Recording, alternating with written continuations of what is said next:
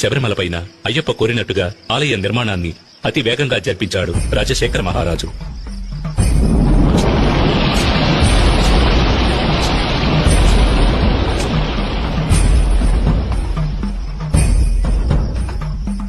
ఆ ఆలయంలో జీవిత తత్వాలను వివరించే విధంగా 18 మెట్లను కూడా ఏర్పరిచాడు.